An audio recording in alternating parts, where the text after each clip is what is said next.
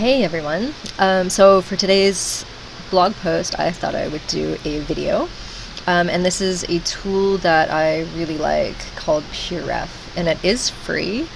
I am putting the link into the blog post so you can find it. They do take donations, and honestly, I would highly recommend sending them a donation because this tool for artists is just incredible. So what I have here in front of me is a document that I've created of just artists that I like. So I'm starting to just look for different styles and things that I like, and these are all artists that are selling works right now in Canada in different galleries.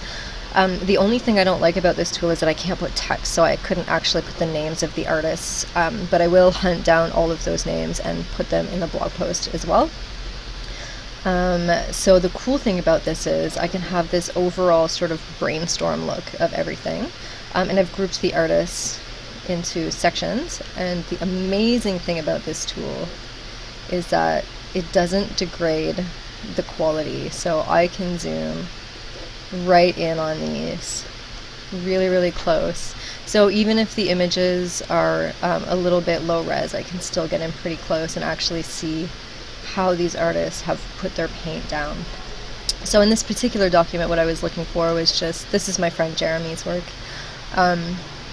So I was just looking for the way people are handling lighting, just the way that sort of artists are applying their paint in landscapes right now, like current artists, and just sort of the way they're handling shapes and atmosphere, and just trying to get a broad idea of what's out there and sort of what's selling at the moment.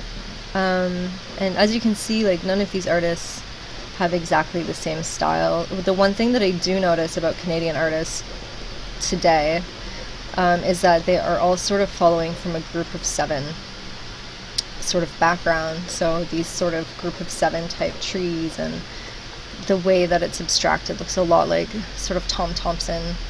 Obviously it's the same foliage, but there's a common treatment that's sort of happening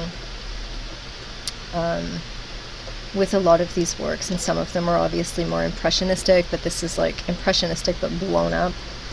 Again, here it's sort of more impressionistic, and I'm finding it's a lot of direct painting.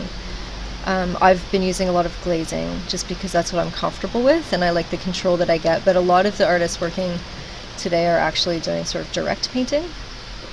So then, I just wanted to share this tool. I'm just going to save this document. So if I right click on it, the menus are all hidden, which is also cool, but if I right click, I can go save because I've already created this document, and I just added a few more things. And then if I want to load, I can go so I did a little watercolor of some nuthatches with thistles, and this is exactly what I use it for as an artist. I then go and just find a whole bunch of references of thistle flowers and just all kinds of stuff. I found some styles that I kind of liked, and these birds are from Unsplash. I'll actually put that link also.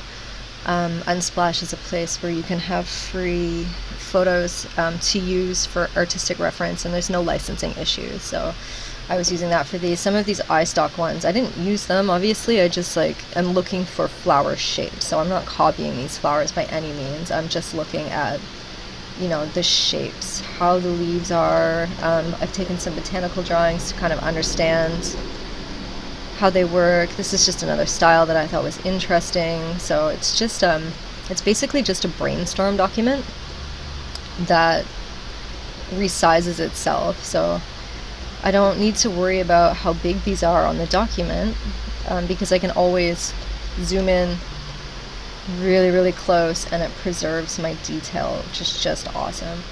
If the image that you're grabbing is already really low resolution, it's not going to fix the resolution for you. However, you can zoom in pretty close on something that is just off the web. See, this one was really pixelated to begin with, so we can't get that close, but some of these other ones are higher res images. They're just go right into them. Anyways, I hope you found that interesting. Definitely a great tool, highly recommend it. It's kind of changed my workflow in a really big way, so